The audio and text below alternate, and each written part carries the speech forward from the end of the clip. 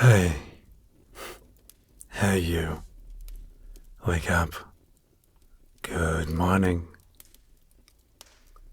Wakey, wakey. It's time to get up.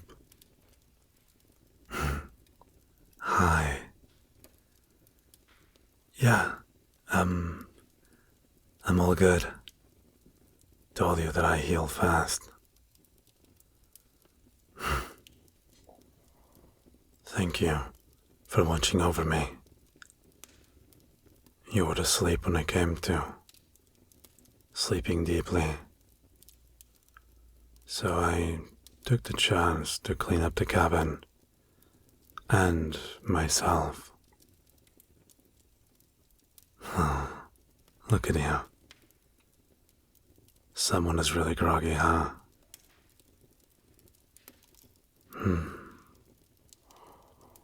You're probably all healed up as well. Good. Good to know. You hungry? Thirsty, maybe? I haven't caught anything today yet. I'll have to go check my snares later. But for now, there's some bread and butter on the table. For you.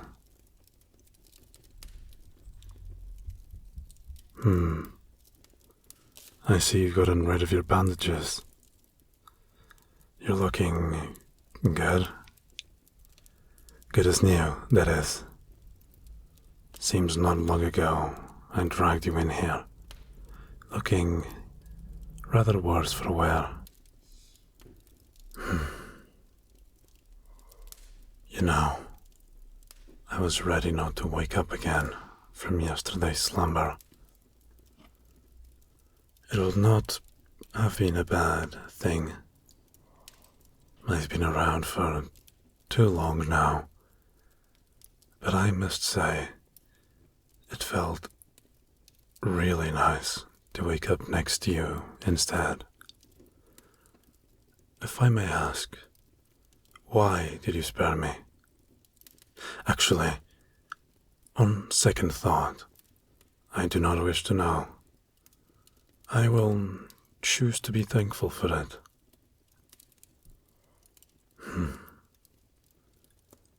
I took the liberty to wash you some clothes. They're mine, of course, so they may be a little oversized for you. But nothing a good belt won't fix, really. You also have a backpack ready, with whatever I had. Not much food, but should last you 3 days or so if you ration it. You know, brains, cheese, dried meat. What for, you ask? Well, I mean, you are all healed. You want to stay? Why?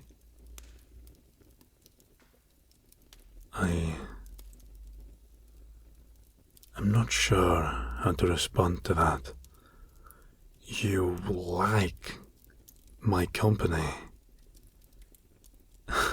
I don't get it.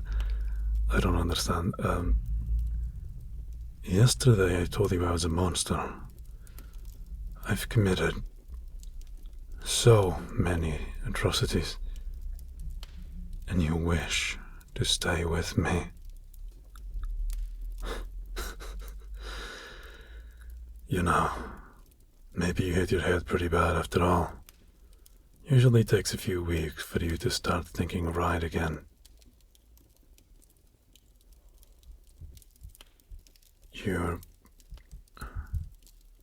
You're sure? I mean, don't get me wrong. It's been so long now that I've been on my own. I've lost track. Sometimes there are visitors. Some less pleasant than others.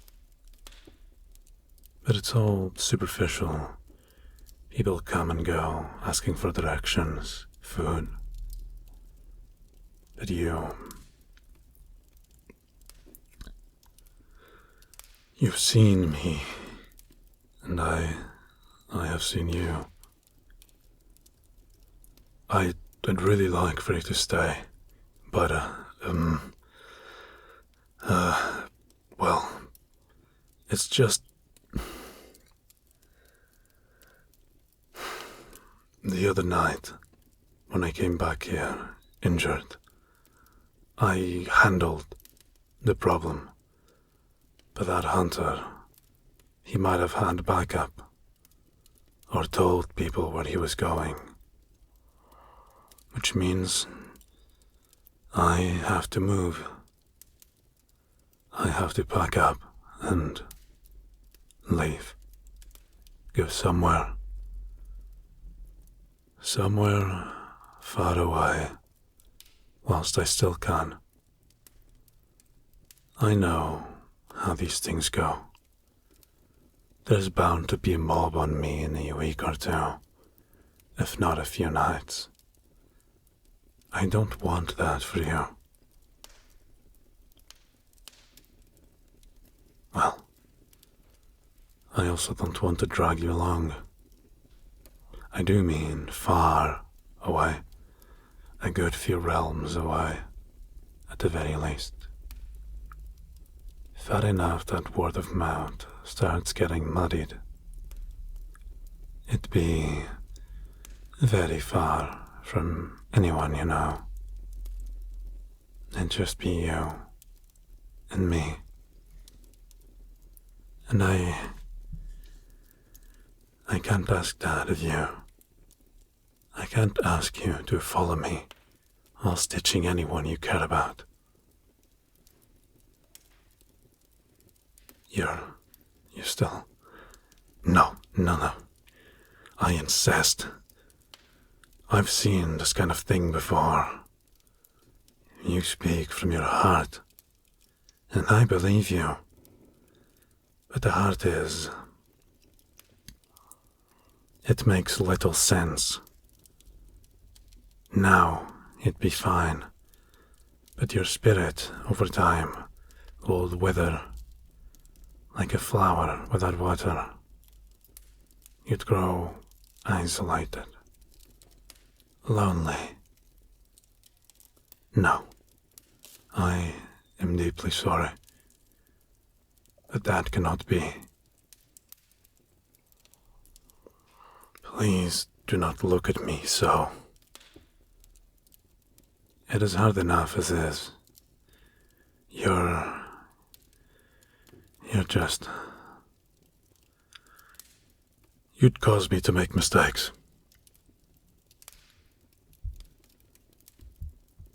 Forgive me, I did not mean to offend. I simply really enjoy your company. You're beautiful. Your smell is intoxicating. Your voice, it makes me... My judgment would be impaired, is what I mean. It is unwise all around. I'm not blushing. It is... I am fond of you. It is pathetic, I know. You've been here for a little over a week, and I won't lie. I'm infatuated with you. You feel the same way. I'm not sure how to, thank you.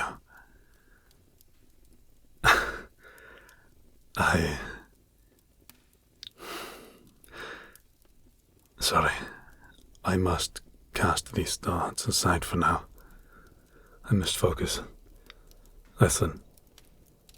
I am very thankful that you deem me worthy of such, and to wish to go with me on this adventure.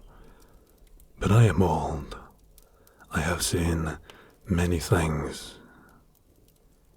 Trust me on this. It will not go over well. What I can do is tell you what it is that I will be going. 3 realms over to the northwest. There is a kingdom by the name of Bracken. It is ruled by the Bolovian dynasty. I will head there. There is a large span of forest on its southern borders. In the mountains, the weather, it is harsh, and the mountain is steep. I will settle there. You can come and look for me in a few years, if you desire. I would like you to visit every now and again. I will be waiting. Until then, I wish to give you something to remember me by. Come closer. Closer. Come here. Horst's breathing becomes noticeably heavier. He looks at your lips with hungry eyes. You inch closer. His mild-mannered and polite demeanor suddenly shifts. He grabs you by your hips suddenly and strongly, pulling your whole body in close for a kiss. His breath is warm and tastes faintly of iron. Blood. One thing leads to another. He lifts you off the floor and throws you back to the bed where you slept. You hear something crack. Next thing you know, he's on top of you, kissing you so hungrily that you wonder if he wants to drink your very being. Things get heated as you feel his tongue intertwining with yours. The next hour is a blissful blur. Albeit painful, it is distinctly marked in your memory as some of the most pleasurable times you've had. You can still taste him on your lips, in your mouth, when you wake up. You don't remember falling asleep. Several scabbed wounds have shown up on your body. Bite marks, scratches, gashes that look as if they've been healing for weeks. It hurts, but nothing crippling. You look around. Daylight still shines through the cabin windows. It has been mostly cleaned out. Drawers and cabinets overturned, rummaged. The desk cleaned. It is disorderly, albeit intentionally so. The door is swung open, and by it, the backpack Horst made for you, along with clean clothes. You change, and as you step out with the bag, that is, you seem dressed for travel. A thick, heavy woolen cloak, a sturdy backpack, and a long walking stick. He looks into the horizon with a dour stare, but once he hears you, he turns, and as he lays eyes on you, a large smile forms on his weathered and tired features. Hello. You rested well? Good. I tried my best to get ready without waking you up. That was delightful. I had not done such a thing in many ages. I will miss you terribly. I hope you know that. This is something that must be done, despite its bitterness. What? No. I'd never leave without giving you a proper goodbye. Besides, if I recall correctly, you didn't know where you were in these woods, or the way closest to town.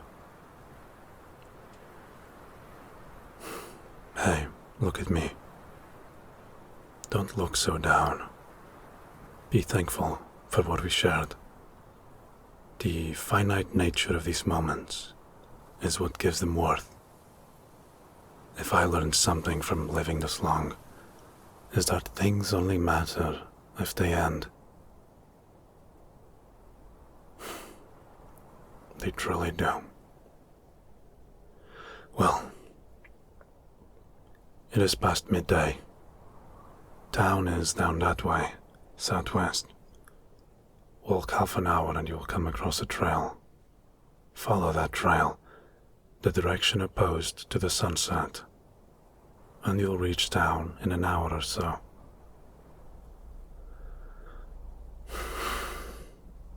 This is goodbye.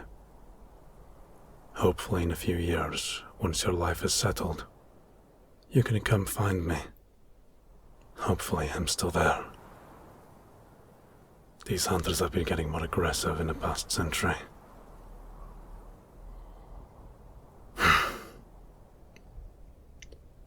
Be best not to linger. We're about losing light. Thank you for everything. I know that you were the one that came to me, but I needed you. I did. I shan't forget you. Horst turns around, and without much ceremony, he starts hiking north, the opposite way where you were meant to go. Something in you wants to go with him, but you stay for a while. He does not look back, not once. And before you know it, it is just you, the deserted cabin, and the wind. You turn around, adjust the backpack, and begin making your way towards the trail, slowly, but surely. And you reflect on the matters at hand. He pushed you away. Or was his motive valid? How do you really feel about this? You could have died out there in the woods, injured. Or was he the reason you got injured in the first place? Did he save you, or simply correct his mistake? You're unsure what to make of all of this. The longer you walk through the woods, the more you begin digesting the whole series of events.